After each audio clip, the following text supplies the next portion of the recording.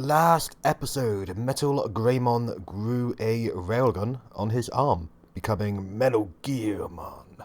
Metal Gear. This episode, the gang will face SkullKnightmon. Will something similar happen to WereGarurumon?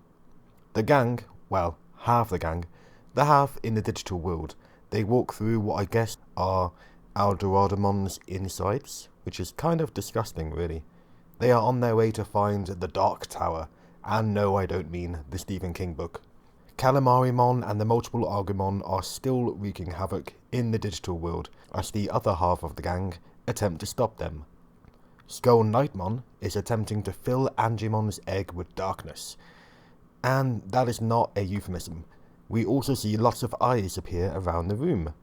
Perhaps a sign that he is linked in some way to Eyesmon. And then we hear from the Devimon. I wonder, did the original Devimon sound like this?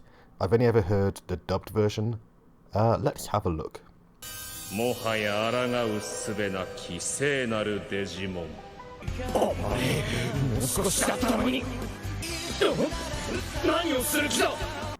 he didn't. He didn't sound anything like it at all.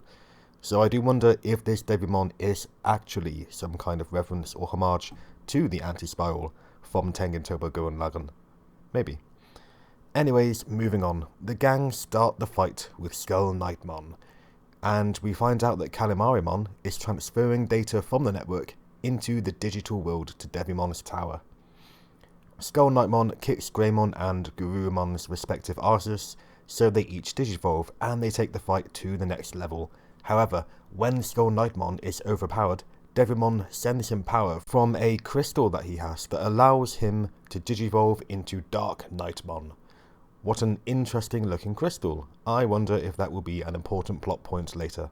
So DarkKnightmon kicks everyone's asses, while Takeru and Matt attempt to save Angimon's egg. They stop Angimon's egg from falling into the pit of dark miasma, and as they are then about to fall into the miasma themselves, and SkullKnightmon continues to dominate, WereGarurumon evolves further.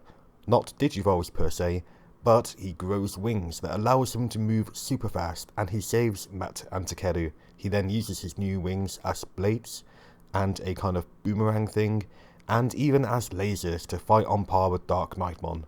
They're pretty damn useful. And then Angimon's egg hatches, which releases enough light to destroy the tower, and Poyomon is born.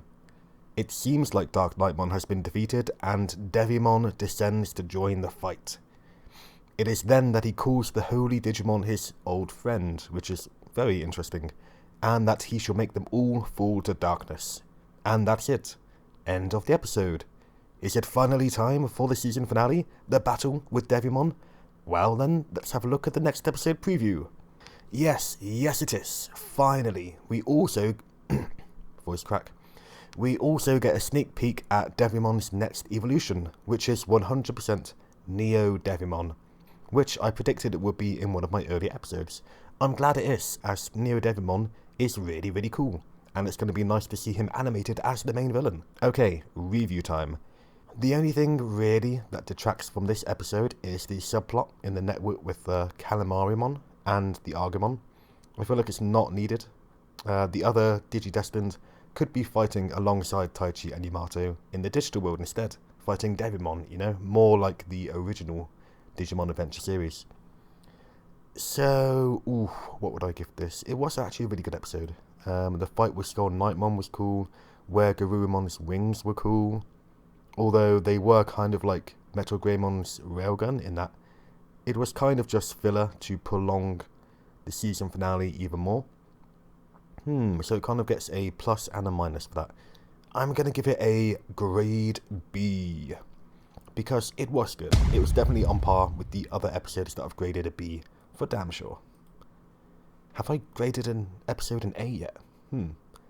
Anyways, with that said, I shall see you next time. I hope you enjoyed the episode.